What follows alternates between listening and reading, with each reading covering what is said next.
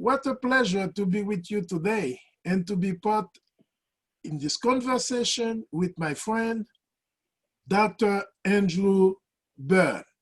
I met Andrew BERN in Fort Lauderdale, Florida, in Toastmasters. But beyond Toastmasters, this individual has several abilities. He is a medical doctor. Not only a medical doctor, but an emergency physician.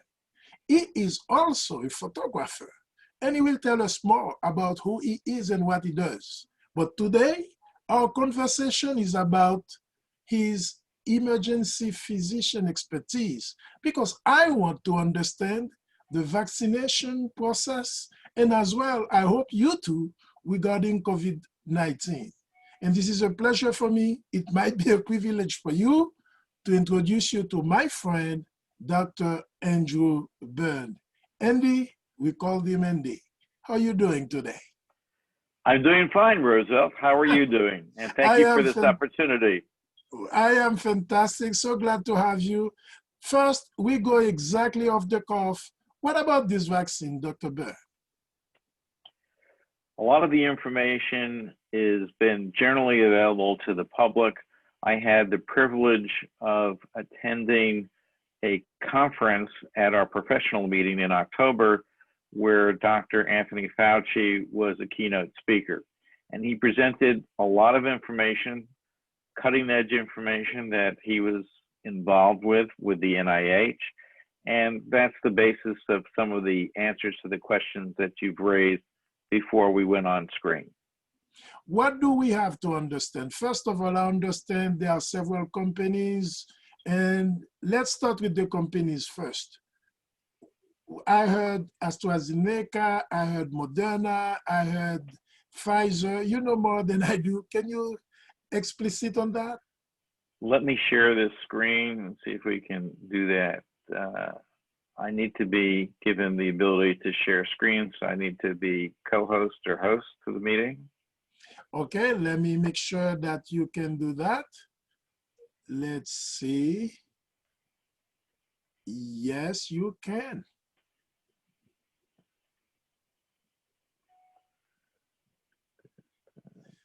Once again, my conversation with Dr. Andy BERN. Today, we are digging into the conversation regarding the vaccine.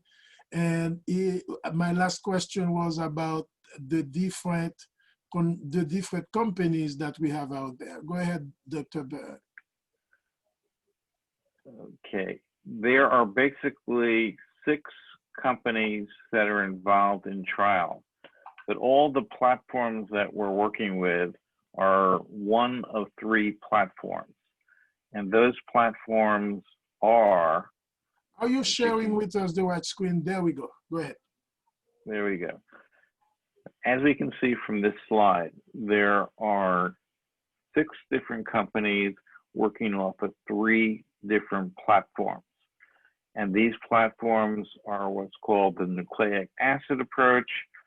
A second is the viral vector approach. And the third is the protein subunit approach. You'll notice that both the Moderna and the BioNTech and Pfizer are using the nucleic acid approach.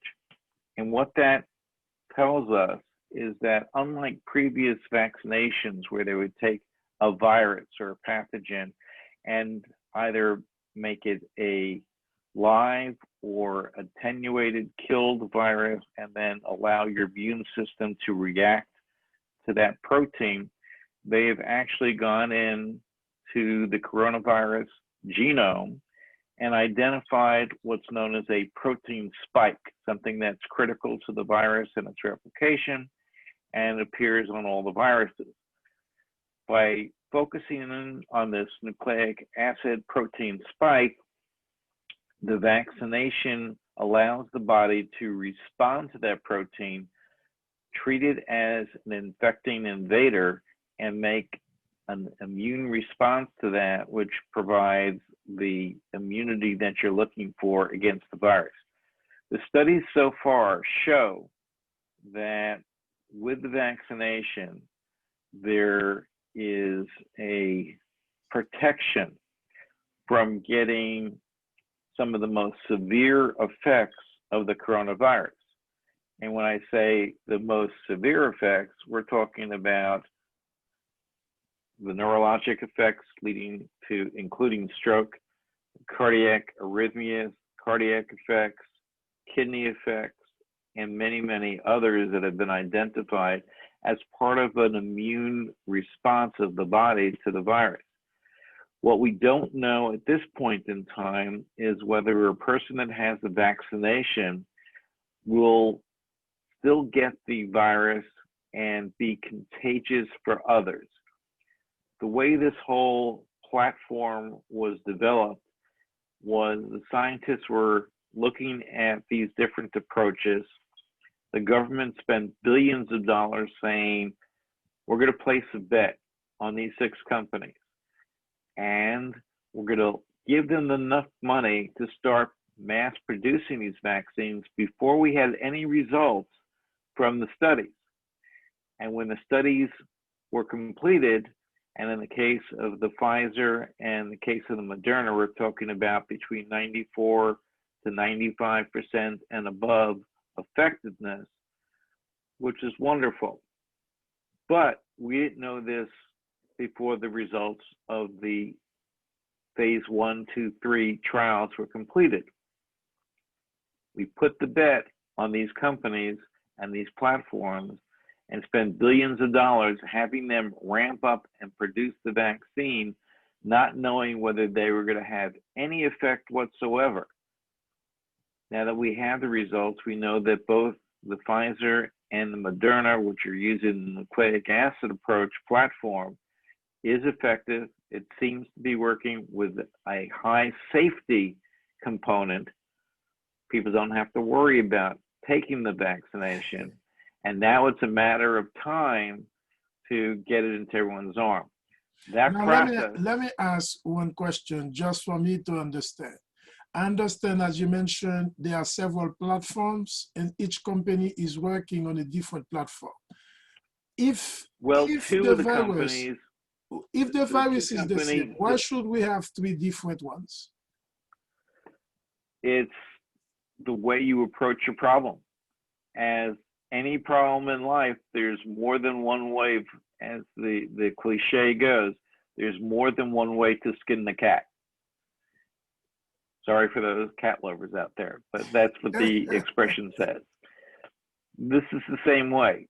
Different scientists around the globe looked at the issues that we were facing with the coronavirus, excuse me.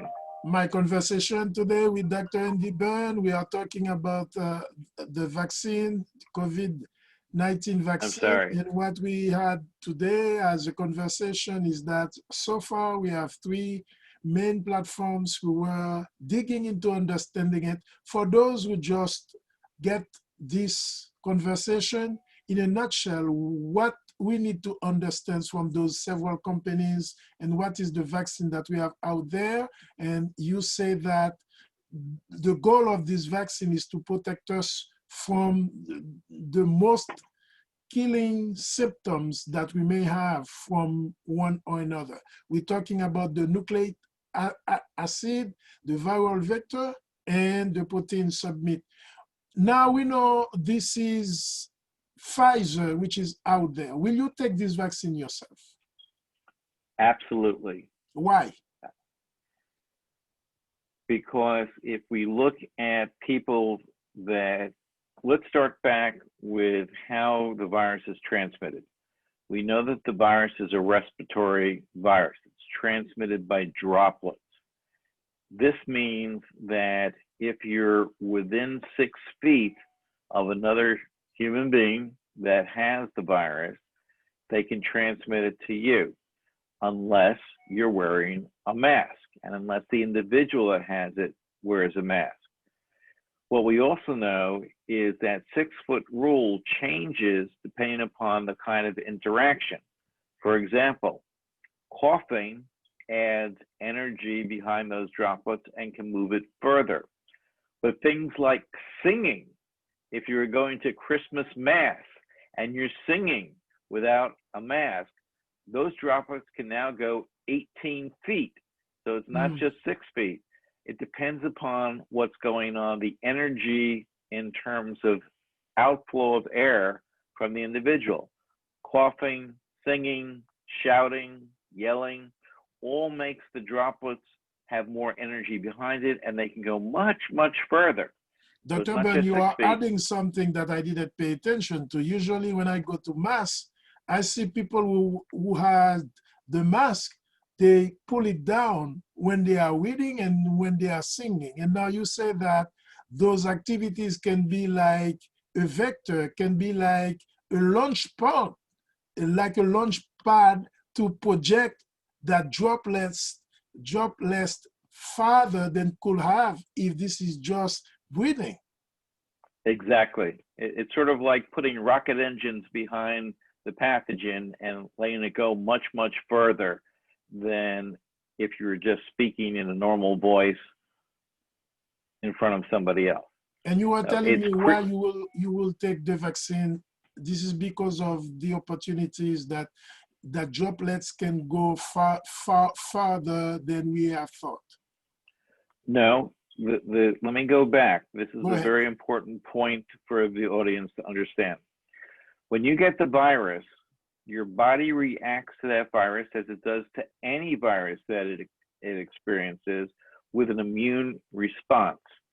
It is that immune response that then targets different parts of your body, the neurologic system, the cardiac system, your kidneys, and your respiratory system. If you look at the lungs, it's not just that you had COVID, but it's your body's response to the COVID that destroys your lungs and therefore makes it difficult for you to breathe.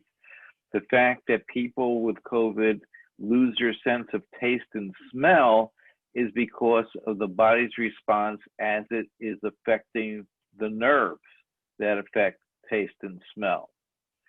Therefore, it's important to understand that what the vaccine is doing, it's reducing the severity of the body's response to the virus by setting up an army, so to speak, of immune attackers from your own body to know that when that virus is introduced to your body, it goes and attacks it and kills it. And that immune response that is responsible for all of those targeted damage to the lungs, to the kidneys, to the heart is averted. So it doesn't prevent you from getting the infection.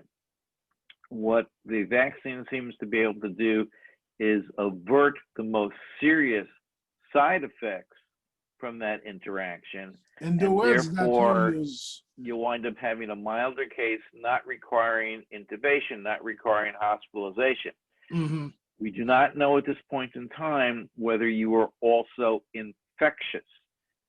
As you know right now, there are a lot of people that are asymptomatic, no fevers. Maybe they have a mild body ache, but that's all that they are having. Mm-hmm. But they're highly contagious and spreading to others. How many people out there are above a BMI of 30, which is defined as obesity? How many people out there have diabetes or high blood pressure? These are all co-risk factors. Now there are a couple of concepts that need to be explained by BMI. I understand this is your body mass index. That means right. This is the ratio between your height and your weight. But also, we are Toastmasters. The words that you use, this is like we are in a war. You said that battle against killing. Is this a war? Is this the way we are approaching this? It is the type of energy that you would apply to a war. And the example clearly is the example of World War II. Before the United States got into World War II, we were comfortable in our ignorance in terms of things were happening over there, and that didn't affect us. And we didn't realize until later in the war that it was affecting us when we had the December 7th attack on Pearl Harbor. It left us unprepared. And the country mobilized the entire society to be able to turn out planes, munitions, uniforms, personnel, and put that into the war effort. A similar kind of thing is taking place here. We first learned about the virus back in late December, and it was published in the Journal of the American Medical Association with an article of Dr. Fauci in early January. That's when we started to know about that. There was a go ahead. Now, my question is that, Dr. Byrne, you are a white Caucasian. I will present you that way. I will be a Black American. And will the vaccine be the same for you or for me? I'm talking to the Caribbean folks, to the African folks, and we know that the Black community is usually impacted by COVID-19 differently to the white Caucasian population based on some studies. Now, what happened to, is this vaccine be compatible to all of us? Yes, the vaccine is effective for everyone. And the reason that this is important in terms of the issues that you brought up, which is very important, and that talks about social, racial, ethnic disparities in how the outcomes of a COVID infection affects the population. If you look at the NIH information, they tend to talk about things as the rate of infection per 100,000 population. And you have a couple of different things. One is age. Per 100,000 people, if you're more than 85, it's 80 to 90 people per 100,000. If you're 75 to 84, it's 591. If you're 65 to 74, it's 371, and it goes down as the age drops. But the same is true if you look at the ethnic disparity. The highest infection rate is amongst Latinx. The second highest is the brown and Black community. Then you have the Native American, Asian, Pacific community.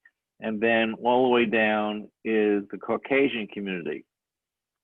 One thing that's not teased out on those communities is how much of that differentiation in those communities are due to the virus and the genetic makeup of the individual it's infecting, or the fact that it's difficult to separate out socioeconomic factors. As a research scientist yourself, back to your days when you're doing research on HIV, it's hard to separate out in a community how much of it is genetics and how much it is related to they're not eating enough, or they may be eating the wrong things, and therefore their obesity rate is higher than another population, or their rate of diabetes or high blood pressure is different than another population. You see that the access to healthcare amongst different populations make a difference. If you're feeling short of breath and you go to the hospital, or you have your own physician, you get evaluated, and you approach this thing early, you have a better outcome than if you're showing up in the emergency department on your last breath just before you stop breathing and need to be intubated. And so a lot of this is cultural disparity. A lot of this is access to healthcare disparity. A lot of this is community cultural norms where there's different eating habits, there are different body weight, and all of these are comorbid factors that impact the rate of infection and its outcome.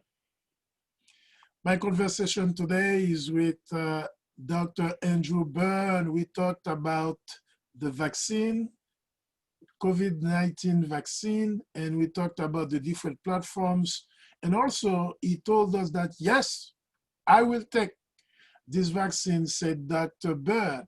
And one more thing that we mentioned is that, hey, this is like war. That means we are fighting. for lives. And up to now, almost 300,000 people, fellow citizens in the US and around the world, almost 2 million people have died. Now, since we have this vaccine and this vaccine is out, how much of the population, how many people should be taking this vaccine to say bye-bye COVID-19? That's an For life important to be back question. to normal. I will put it that way.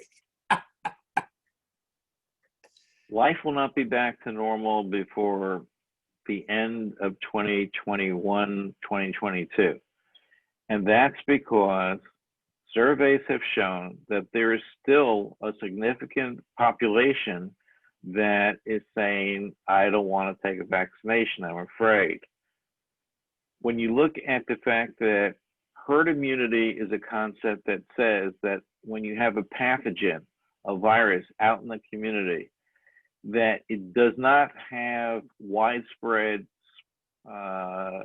taking hold in the community if you have 70% plus of the population with the ability of fighting that infection or having had that infection.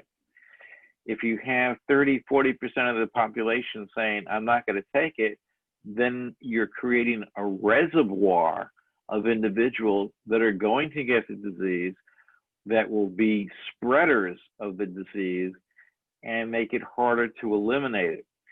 As Dr. Redlin from the CDC had mentioned and Fauci had mentioned, if everyone wore a mask religiously everywhere when they're outside in contacts with other individuals, and you did that for 90 days, then you could reduce the number of deaths in the United States by 100,000 people. As is, the vaccines are first going out to healthcare workers, essential workers, people that are at highest risk in congregate long-term and nursing home facilities. It will not get down to the average individual that doesn't have a special designation by either comorbidity or age or occupation, probably before the end of the summer at the earliest.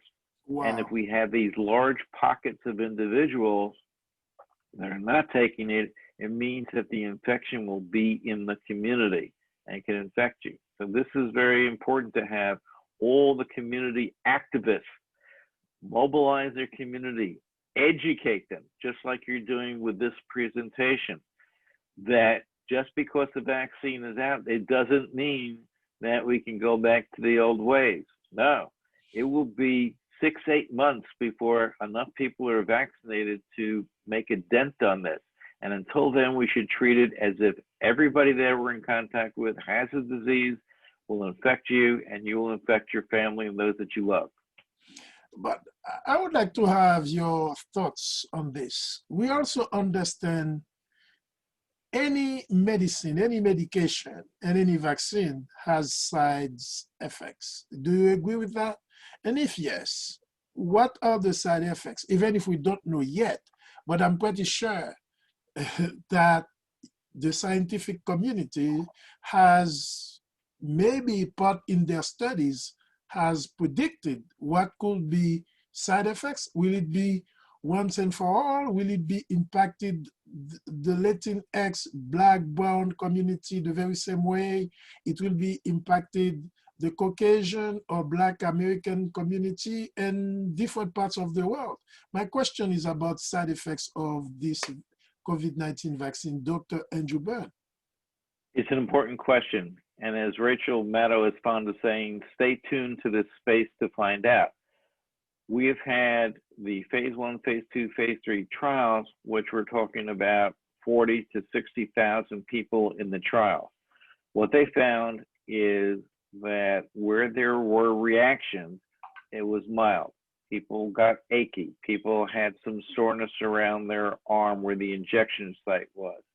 Where they have more severe problems were those people that were highly allergic to the material that was in the vaccination, usually the delivery material, and then they had an anaphylactoid or anaphylactic reaction to it.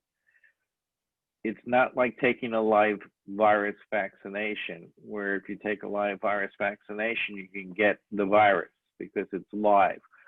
The platform that they're using to deliver this is a portion of the virus, a protein that you're reacting to and waking up your immune system to say, this is something that we need to build our soldiers up within our body so that if it shows its head, we have the soldiers in place to attack it and to make it such that we only have mild reactions to the disease and not devastating reactions or death.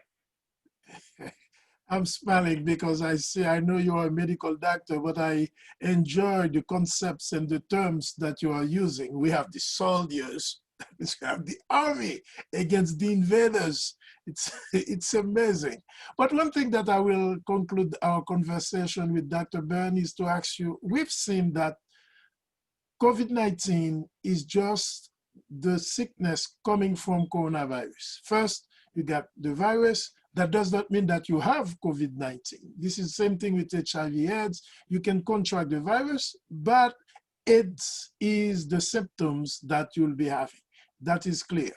Now, we studied in China, then Iran, then Europe, Italy, a couple of other countries. Then in the US, in Washington, New York, where mostly urban societies. And middle ground America was safe and warning. Now we have like a counterpoint. That means urban is still having issues, but we see places that were not affected at the beginning. Now we have amazing cases. We're talking Wisconsin.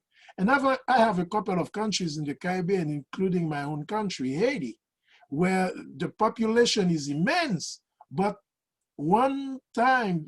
it is very low COVID-19 in Haiti. How do you explain that? Can we have a reverse of that situation where places that did not have it, and then now they can have a surge in the third or fourth surge at any moment? What will be your thinking about this?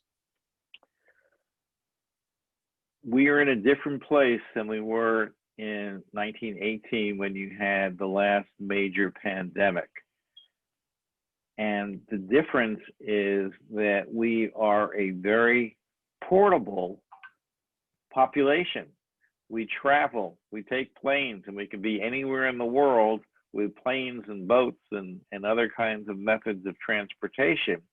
And we take those viruses with us, introducing it into the countries. Take, for example, in the beginning of the United States, when you have the native population here in the United States, and the Europeans brought measles and smallpox, diseases that the native population never had experience with, and it decimated them. The same thing is true with your response to this. If you take a look at New Zealand, when the virus was introduced in New Zealand, the entire country went on 100% lockdown with compliance. Their death rate is very, very small. They now have no new cases on a daily basis, and they're past the situation. In the United States, we have passed 310,000 deaths. We have passed more than 16 million infections. And the difference is that in those populations, people were compliant with the recommendations of wear a mask, social distancing, and washing your hands. Our country was not the case. Initially, when it hit in Washington on the West Coast and on the East Coast, there were two different things. The Washington case were coronavirus from China. What we had was a mutated virus of the coronavirus from Europe that was much more effective at person-to-person spread than the China Wuhan coronavirus. That became the dominant virus in the United States, the one that came from Europe that had much more activity and ability to spread. What happened was that people in the middle of the country were saying, that's a New York, that's a Philadelphia, an That's for East the Coast, others. that's an East Coast thing. It doesn't impact us. But the problem was that people from the Northeast moved around the country and infected others without knowing about it because they were asymptomatic. And then it started spreading everywhere. If you look at a map right now of all the places in the United States that have the virus, there are no free areas that do not have the virus. Take a look just a couple of months ago during the campaign where the current president was having his rallies. They did studies after those rallies and found spikes because those people weren't wearing masks and they were not socially distancing. And you had huge spikes in those places where there were rallies. It's important to know that there were some governors in the middle part of the country that didn't have mask requirements. They didn't shut down the restaurants. They had things like that motorcycle rally. And then 2 to 4 weeks later, you have huge spikes in those areas. The lesson here is that it's going to come for you. There's no place to hide. As long as you're involved with other people that interact with others, perhaps you're safe if you have an island that doesn't have any traffic, no other people come up to that island, and you're there by yourself. And if you don't have coronavirus there already, you're okay. But for the majority of people that live in the real world, that are interacting with individuals around them and in social context, you are liable to get it because there are some communities where community spread is 40% and higher. It's found that if you want to be safe in the community, you need to have a community spread that's certainly under 5%, better to be less than 3 or 1%. And if not, just being in the community, the droplets are there and you can get it. Now, can you predict pandemics? I'm just asking.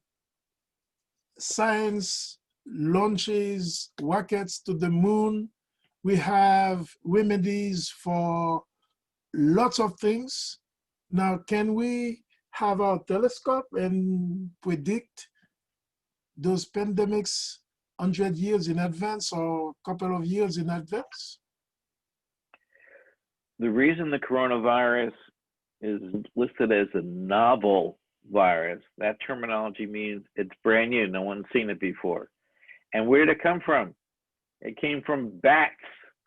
There are a whole host of viruses and bacteria that live in other animals that don't affect those animals, and there is not an animal to human spread. The thing that was unique about this virus and the other coronaviruses that began in 2002 is that there was animal to human spread. If you look at SARS, or if you look at the Middle East respiratory virus, those viruses spread, in the case of the Middle East virus, spread from bat to camel to human. In terms of the regular SARS, it was bat to human. So these are the things that we can't predict in advance. And particularly if you're in certain countries like in Africa, where you have things like Ebola and other kinds of diseases, you have animal reservoirs of infection that normally don't interact with the human population until there's a change. And viruses mutate and change very quickly. One thing we will remember from this conversation is that this is part of the world. We are intermingled. We move from one place to another. We are electron moving devices. Human beings travel from one place, and we carry with us, without knowing it, we carry with us sickness, those viruses like SARS, MERS, Ebola, HIV, and the Hispanic flu, or those flus. And this is part of the world. But one thing that we are sure is that human minds always find solutions, or at least cope with the problems that they have created themselves. I will put it Well, that way. one thing you can see from history, you can go back to the stories of Typhoid Mary. Typhoid Mary was an individual that had typhoid disease, was not adversely affected, but spread the disease, and there was a whole bunch of death associated with that. We didn't know what to do at that time. The difference between the coronavirus that's impacted us and the common cold, which is a variant of the coronavirus, is that this is killing us. And the global attention of the world scientists were focused on this because it was a threat to mankind and womankind, a threat to all people. And so all the scientists focused all their attention on this to come up in a short period of time, 11 months, to identification of the pathogen, the virus, to a vaccine. If you look at the years and years and years it took to develop the polio vaccination, you're looking at something that's really astonishing that we could do such a thing in such a short period of time. But the other thing that we should have some optimism about is that the platforms that they've developed to fight this can be used for other things. They've figured out the platform of how to attack a virus and how to make that into a vaccine that then your body can work on. That and could if be you a have very another good new thing virus for, that comes out, they'll have a platform that they can use to fight against that virus. that could be a very good topic for a second conversation, because at the end of the day, whatever happens, we learn from it and we get better prepared for the next, in the very same way penicillin happens, because we had the First World War and we had to cure some infections and other things. What a great pleasure to have that conversation with my friend, Dr. Andrew BERN. We spoke about the vaccine, the different platforms that the different companies are putting together. Yes, you will take it, and I may. I am still giving it some thoughts, but the most important thing is to educate yourself about what it is, what is a vaccine. Those are new words, new reality, and our mind need to cope with it. Once again, my name is Roosevelt Jean-Francois. This is a fellow Toastmaster with Club Voice, and I'm very happy to have that conversation with you, and you have the best of the rest of your day. You too.